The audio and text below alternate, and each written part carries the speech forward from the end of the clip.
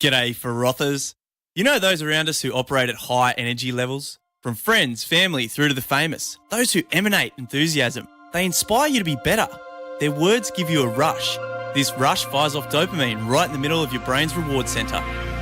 My theory is that at times, just before we need to hit our straps, to tap into peak performance in our flow state, we find these people and harness their energy. I call this energy froth. I call these people frothers. This is a journey to find the frothers, to understand how they inspire themselves and others to be their best. And I'll pass it on to you on this podcast, dare I say frothcast, so you can fly into your next challenge, beaming, pumped and full of energy. This is a coffee shop with a Red Bull chaser. This is Finding the Frothers. I'm Benny Wellington, and in this episode, I'm talking to the 20-year-old Triple J radio presenter and podcaster, Elsa Silberstein. A quick note about Triple J for those who don't know. It's an Aussie-wide community radio station that scours the country and beyond for not only the coolest in music and culture, but also the raddest radio presenters.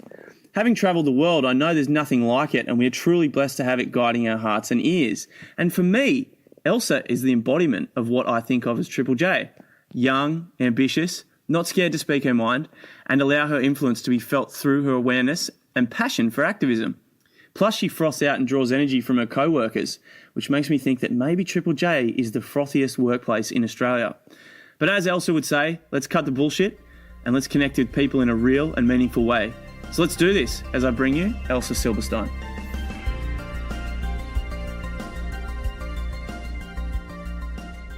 G'day everyone, welcome to another episode of Finding the Frothers. Today I'm here with Elsa Silberstein, a super young frother, making her way up the within journalism, working currently for Triple J, which is, I know, a lot of young people's dreams in Australia, and also has a few podcasts as well. So welcome. Hey, so happy to be here. Yeah, thanks for coming on. You're just such a frother. We've had a few conversations over the phone previously, and we're just vibing. And I guess one of the things that's really cool is one of your podcasts is called The Done Thing, which is coming out.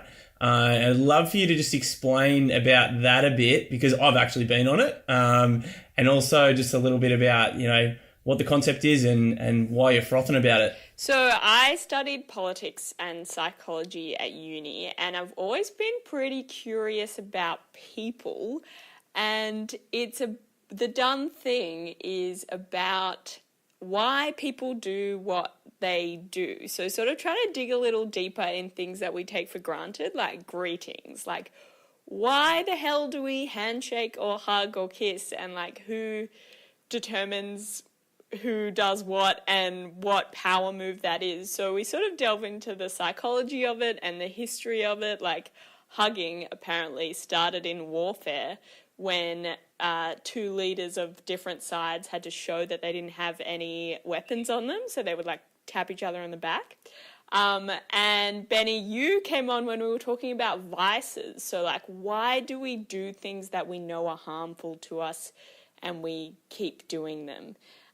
So it's sort of, I guess, exploring, like the human experience, and we're pretty interesting, weird creatures. So it's me, I sort of wonder out loud and ask the questions, and then I've got Elise, who is a social researcher, and she sort of gives the wise words, and we do some research and get out and talk to people like you to sort of inform us and answer those questions. So that is coming out very soon. That's coming about 3 weeks, The Done Thing. So exactly. So you're pretty much finding frothers, and you totally get it, being in the journalism space, about the buzz that you can get from connecting with people who are inspirational. I know you work with some academics as well for some other work that you do.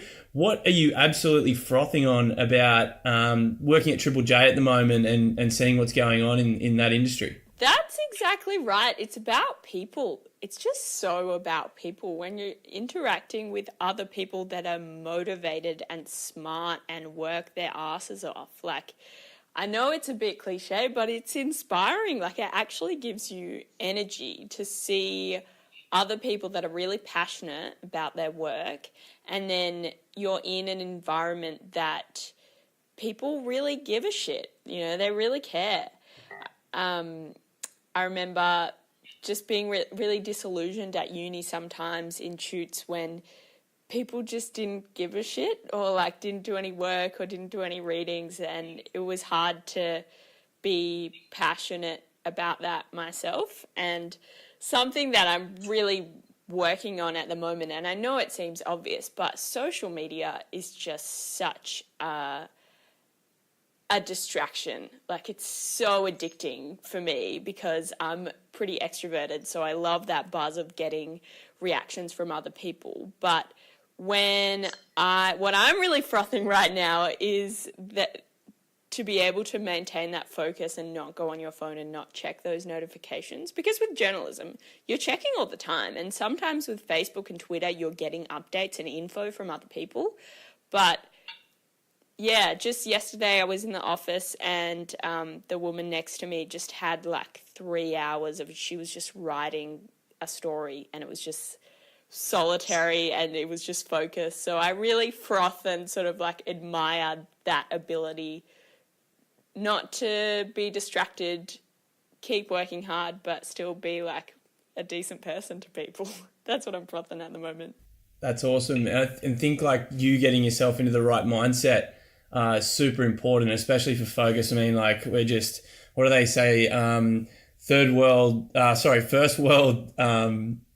First world problems isn't like the fact that our phones run out of battery anymore. It's that we're exposed to way too much information and we're all having an internal existential crisis. Yeah. So I think there's a lot to be said about making sure that we can sort of disconnect from the social and use it advantageously. So what is the one thing you do during your day-to-day routine that allows you to tap into that focus? Well, it might sound counterintuitive, but I really love people. And I was talking to my sister the other day because she was just like, oh, I need some alone time. Like, no one talk to me. And I was like, how do you do that? So it sounds bizarre, but like I talk to people a lot during my day, whether it's for a story or for an interview or the barista that I'm getting my coffee with, and I actually get so much energy from talking to people, and I have really dear, close friends to me that I interact with like a lot, like every day. So seeing people and being really social, for me, that gives me energy, and then I run on that energy, and then when I'm happy, I can do what I need to do. Because I find I guess it's good to be by yourself, and that's something that I should probably learn to do, like be cool with that. But if I'm in a bad mindset, it's like the routine, everything goes wrong. Like if I don't exercise, then I won't be disciplined, then I won't get enough work done, then I'll procrastinate more. But if the wheel is running smoothly, sort of everything clicks into place, and that's being social for me. So just having lots of like meaningful interactions with people keeps my energy levels up, and then I run on that.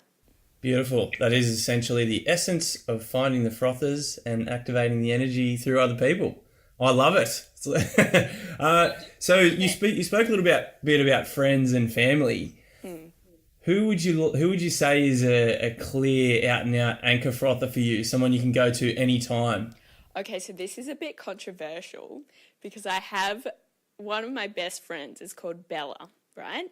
And she listens to my radio show every time, and she always messages me, and she's just an extremely positive person that encourages me a lot. And one of the things that my boss has spoken to me about recently is being conversational on air, and he told me to get a photo of a frother, basically, someone that you really like talking to and that supports you, and put them in your studio so that you're talking to them when you're on air, when you're alone in the studio at like 3 a.m. and it seems like no one's listening. Amazing. But the whole country's listening.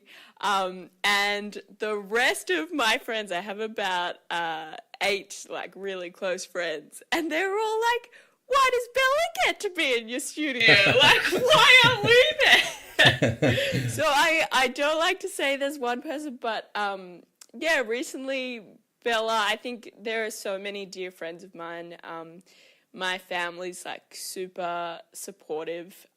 They're very productive people. Like if we have a problem, it'll be like, okay, let's have a brainstorm and let's see what internships we can get and how we can fix this, you know? So it's sort of like, I think I've been really blessed to have that supportive base. But Bella is specifically a frother that I actually talk to in my studio, and she keeps my energy up, and keeps me, just natural and being me and being grounded. And I think that comes across on air and the work that I do.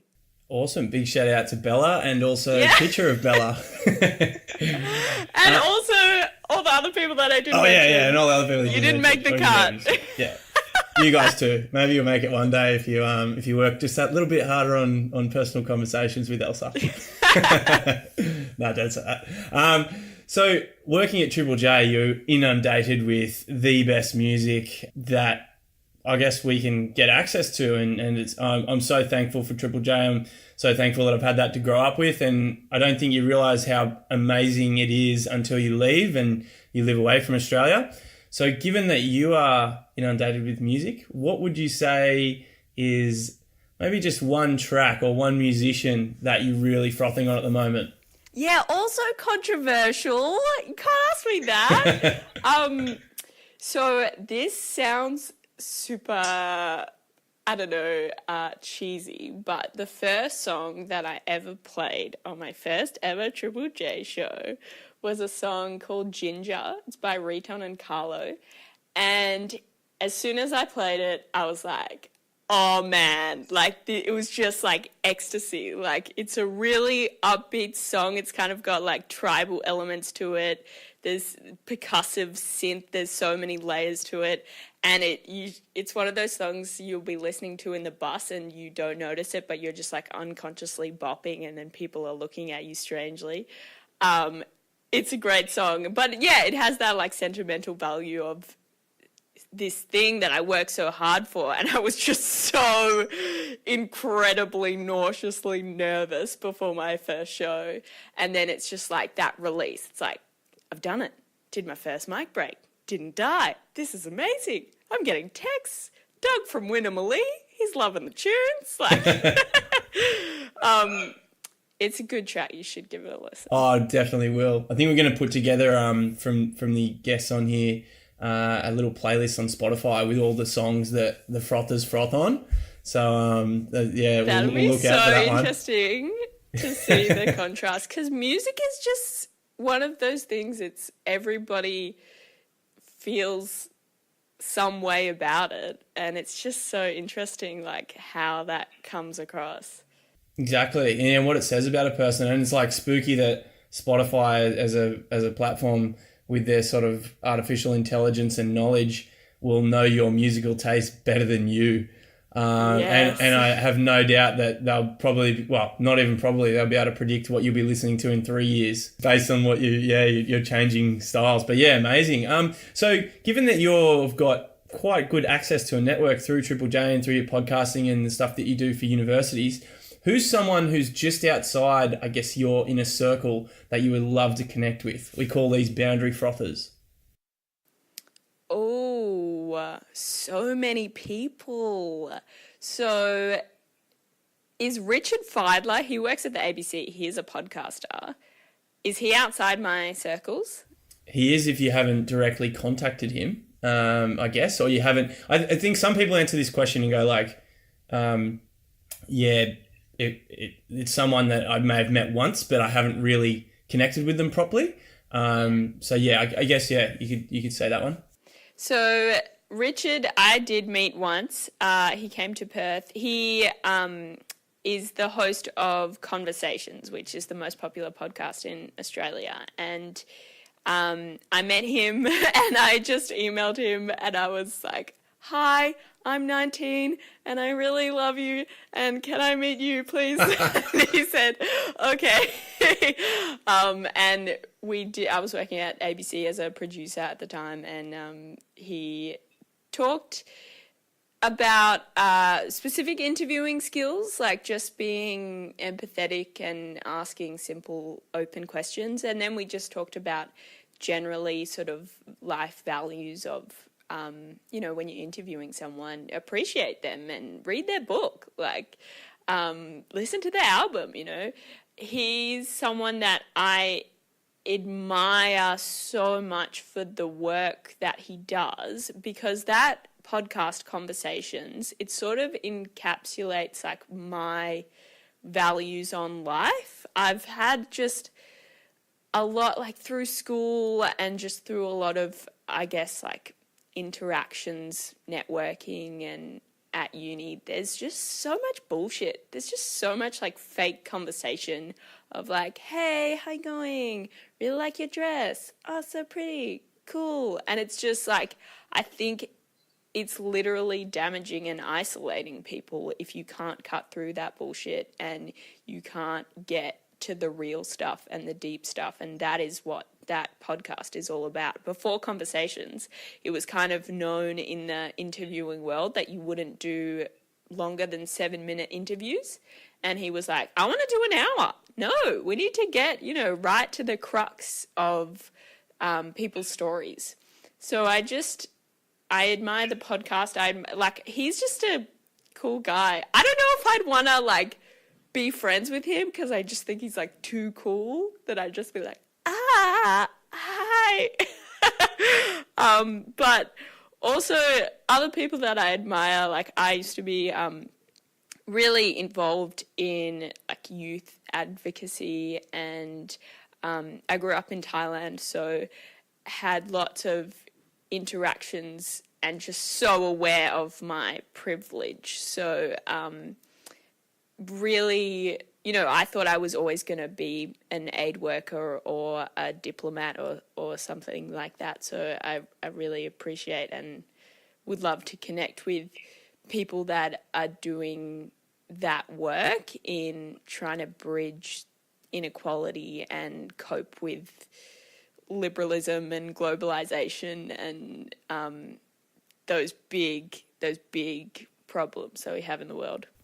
Amazing. That's some very noble work. Very close to the stuff I'm very passionate about as well. I think that's why we connected as frothers initially. So you talk about some people who I guess have influenced you, potentially not that you've ever met, but may have passed on, and potentially that's in that space around people who've been advocates for inequality and really championing underprivileged people. Is there anyone that you still draw strength from in that space? So the first thing that comes to mind is Ian Cameron, who was a local Perth radio presenter for breakfast for years and years and years. And he died a couple of years ago, and he had just retired. And when he retired, he sort of told his story about being sexually abused as a child and having bipolar and really huge, having chronic pain, big life struggles. But he was the soundtrack to my childhood. We didn't listen to Triple J when I was growing up. We listened to local radio, and he just had this ability to connect with the audience so naturally. Some people didn't like him, but a lot of people loved him. And he was just this is my space. He just owned the studio. So I really admire his skill in radio, but also his sort of life work in trying to heal from that trauma, I guess. But politically, I mean, oh gosh, there are so many. Nelson Mandela is just that. I don't think that we see enough of that sacrifice and the nobility of the plight of what is the message, how are we gonna make this world better. So I'm not comparing myself at all to Nelson Mandela, but there's just, it kind of gives you hope. They're there are heaps of people that are not fake and self-serving. There are people in this world that are really special and making a positive change. Exactly, and I think more than ever, given the latest reports from the UN with the sort of 12 years to doomsday kind of vibe, I think it's time that more of us stand up, and especially on this environmental front, because if we don't, then in 12 years we might not be able to stand up, because we might be completely going to shit and we're in total chaos. So it is important, I think, to look to those guys and go, look, they were keen to make, or did make, the ultimate sacrifice in some instances, and definitely draw strength from those guys and carve out your path, your own unique path at the same time. It's very scary. It's so scary. But so Nelson Mandela, like, he sacrificed his 27 years of his life, right? But with this environmental stuff, we might have to sacrifice prices or big business or, having higher taxes. We might have to put up with that to achieve the greater goal or the greater necessity of, like, actually saving the planet, which I think is, like, the biggest conundrum of politics right now, is, like, how do you make unpopular decisions and still trust the public when you have small electoral terms, and how do we sort of get past the difficulty of not being shiny and simplistic. So they're big conundrums, but I don't know if it's just like an ignorant bliss of optimism that I have, but I just sort of think we have to do something about it. Like, surely, the world will find the strength to get some consensus, especially in environmental issues. Yeah, I think it's understated and underrated that we can all do our bit, specifically, or from my side, is through conscious consumption of what we're doing on a day-to-day basis. And we just I guess it's accountability and consideration for the future. Yeah, so given that you will have or have had access to some amazing people to interview thus far, who would be the ultimate person for you to interview? And can you take me to that 15-minute interview, or maybe an hour in the vein of longer form? This is tricky, because do you want to interview people that you love? Like Lee Sales I just admire her so much and I love her. She's the host of the 7:30 report, but I would never interview her because she's the best interviewer ever and she would grill me so hard.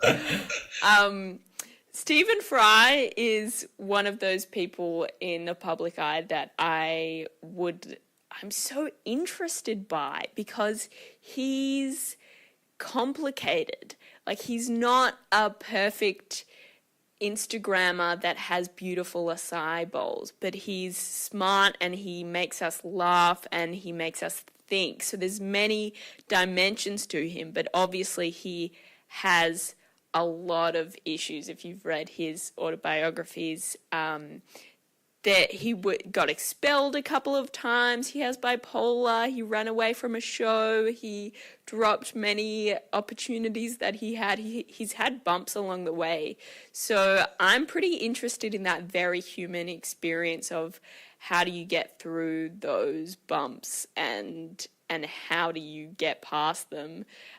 He's had and with his sexuality, that's been quite an issue for him. I think I admire his brilliant brain and his wit, so I just love to, really get to know him and have some banter with him, and then get to the deep stuff, because that's just what I like to do with everyday people, is sort of have fun and have a laugh and then get real. Like, I think some of my friends think I'm a bit strange because I'm always having, like, weird dinner parties, like blindfolded dinner parties. But it's just, like, it's just a way to kind of have a different social experience and get to the real stuff. And I think I would love to do that with Stephen Fry. So if you're listening, Stephen, hit me up. Of course he's listening. So available. Of course Stephen Fry's listening. Me and my homies. Not yet. He's a frother. He's an absolute frother. I lived in London for several years, and he used to have a game show, and just as you say, wit, like brilliance and resilience all come through. And yeah, just an amazing dude. So yeah, we'll get that frother on the podcast, and we'll link up. Maybe we'll all go have a froth together, coffee or a beer. Let's all go get a coffee with Stephen Fry. Yeah, that's standard. You got to manifest it. That'll happen. Let the universe do its thing. He's all about the universe. So speaking of the universe, what is the one thing that you're most frothing on at the moment? Bouldering. Have you heard of that? Yeah, my flatmate's just got into it, but I've never done it. So into it. It's such a silly thing when you think about it, but it's like 4-meter high walls, and it's like rock climbing, indoor rock climbing, but you don't have a harness, so the walls aren't like huge, and there's a soft landing, and there's like different levels, like you can do really easy to really hard depending on like what grips you want, but it's just like such a sense of achievement when you do it. Like you don't think that you can reach that other grip, and then you do, and then you're like, I'm amazing. Like I did that. But it's physical. It makes you really tired. So because it's so tiring, you need a lot of downtime. So everybody's sort of like sitting and watching other people do it on this soft landing. And it's just, for some reason, I don't know if it's just like a different activity, but it's incredibly social and incredibly chatty vibe. So every time I go, you just end up meeting so many different people, and like people that go there every day, and people that it's in Freo, so sort of like the hippie end of Perth.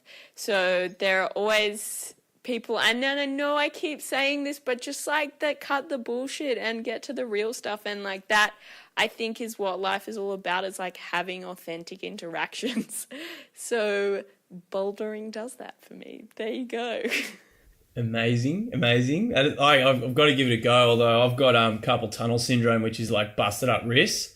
So like I once got told I had the grip of a 70-year-old woman. So I'm not sure how good I'll be at trying to hang off boulders. You can just sit and chat to the frothers. Yeah, that's all right. I just build up enough froth that don't worry about that.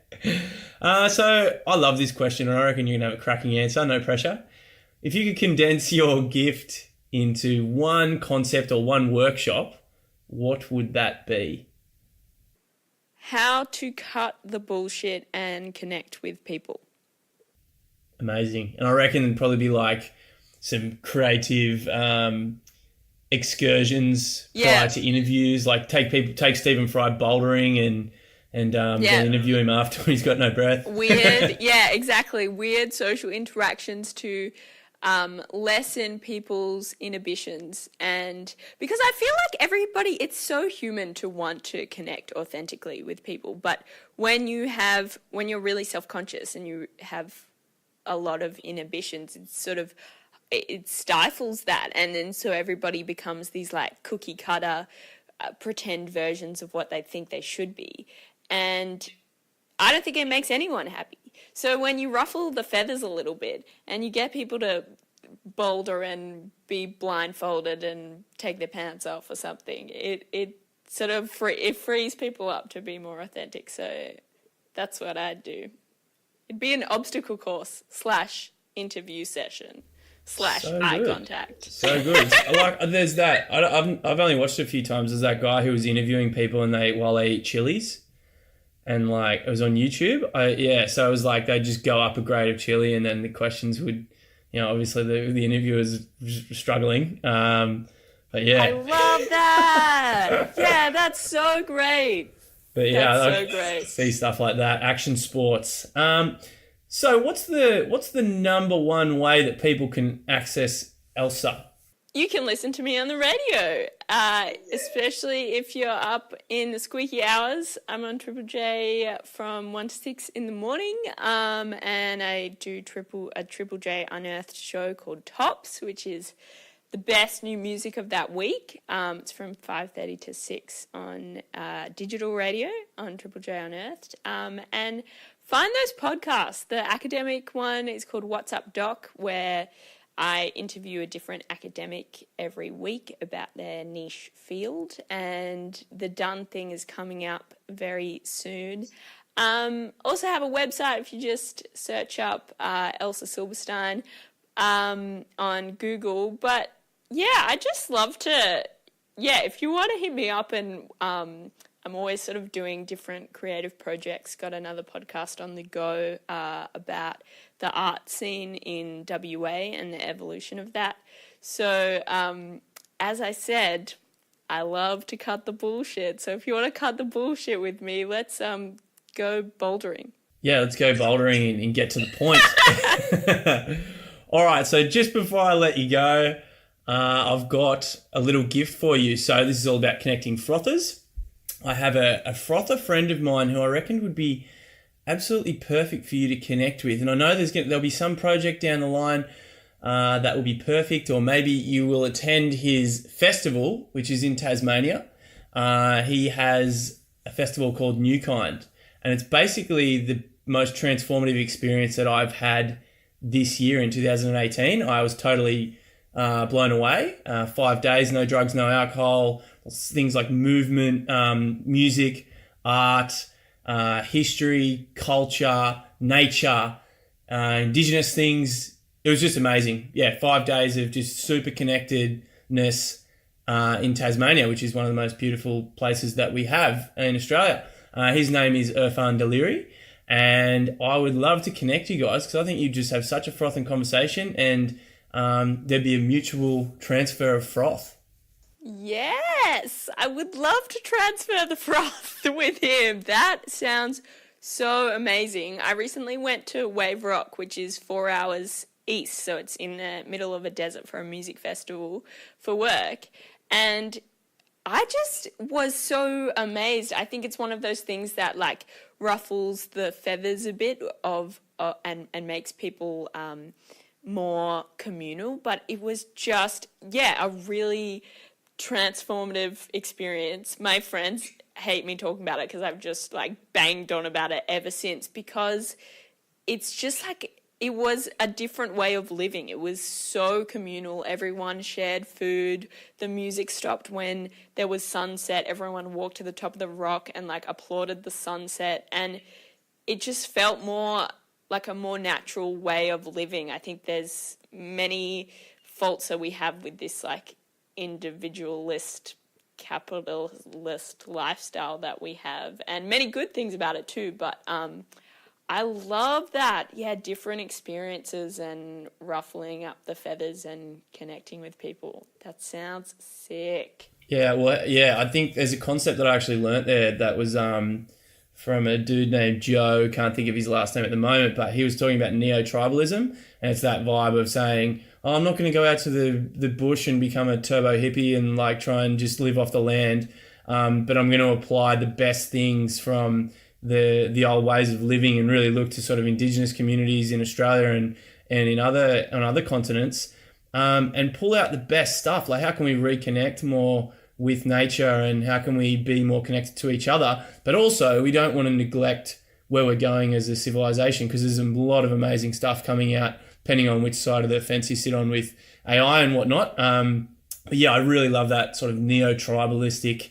vibe. So maybe that could be something you could research for one of your podcasts. Absolutely. That's actually very cool, because there is this conundrum of like, you have to play the game, right? I've got to work. I can't really delete Facebook because I use it for so many connections, but yeah, trying to like incorporate at least some of the things that like from the festival that made me feel more grounded. That's cool. Yeah. And you got to work there as well. How awesome is that? Cheers. Pretty good. All right, Elsa, thanks so much for coming on Defining the Frothers. You have literally pumped me up to go and do this proposal that I've got to write. And that is the whole goal with these Finding the Frothers conversations, is to give you some froth transfer and a bit of a runoff. So thanks so much for coming on, and I'll be sure to hook you up with Irfan. Did we just transfer the froth? We just transferred the fuck out of the froth. My pleasure. Thanks so much. No worries. Cheers. Quick one, guys. To keep this show afloat, feel free to subscribe and share the love. Maybe even leave a cheeky comment review. That'd be awesome. You can find the show notes on my website at bennywallington.com. And finally, this episode was sponsored by my grandma, Joyce Reichel, who passed away last year from dementia. She was one of the original frothers and would talk to anyone on the bus, train or wherever and generously impart her energy and wisdom. So if you see an elderly person who is looking for someone to froth with, go and hang out with them. They've got the best stories. Also, a huge shout out to our producer, Lily Haynes, for bringing this to life, and Billy Otto, who created that beautiful introduction in true Billy Otto style. Also, my buddies in Australia and the UK who have been super generous in swinging me feedback. In a way, all of you guys are sponsoring me with your time. Love to the guests, past and future, and also to you guys for listening. Ciao for now. You!